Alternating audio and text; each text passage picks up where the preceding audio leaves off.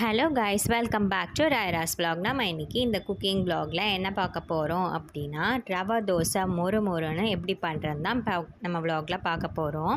நம்ம இதுக்கு முன்னாடி கோதுமை தோசை நம்ம vlogல இருக்குது, தேவைப்படுறவங்க செக் பண்ணி பார்த்துக்கோங்க. பார்த்திங்கன்னா நம்ம அவ்வளோ கிறிஸ்பியாக மொறு மொறுன்னு இருக்குது. வாங்க நான் மெஷர்மெண்ட்டோடு சொல்கிறேன், நோட் பண்ணி வச்சுக்கோங்க. 1/2 கப் போல் ரவை, 1/2 கப் போல் பச்சரிசி மாவு, 1/4 கப் போல் மைதா, அதுக்கப்புறமா சீரகம், மிளகு ஆட் பண்ணிக்கலாம். அடுத்ததாக நான் இதில் ஆட் பண்ண வேண்டிய இன்க்ரீடியன்ட்ஸ் கட் பண்ணி வச்சுருக்கேன். நம்ம இதை அப்படியே நம்ம இந்த மாவில் ஆட் பண்ணிக்கலாம். இஞ்சி, பச்சை மிளகா, வெங்காயம், கருவேப்பிலை, உப்பு. உங்களுக்கு தேவைப்பட்டால் நீங்கள் லைட்டாக சுகர் ஆட் பண்ணிக்கலாம். 2 கப் போல் தண்ணி ஊற்றி ஆட் பண்ணிவிட்டு நல்லா லம்ஸ் இல்லாமல் இந்த மாதிரி விஸ்க் வச்சு மிக்ஸ் பண்ணி விடுங்க. அப்போ தான் லம்ஸ் எதுவும் இருக்காது.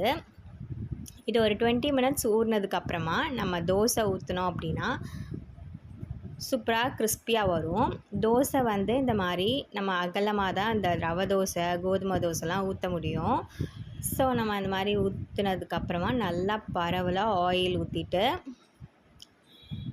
கொஞ்சம் ஒரு 2 மினிட்ஸ் வச்சுட்டு நம்ம கோல்டன் ப்ரௌன் ஆனோடனே ஃப்ளிப் பண்ணி போட்டோன்னா சூப்பராக மொறு மொறுன்னு ரவை தோசை அட்டகாசமாக ரெடி ஆகிடும். ஒரு தேங்காய் சட்னி வச்சு சாப்பிட்டிங்கன்னா அவ்வளோ சூப்பராக இருக்கும்.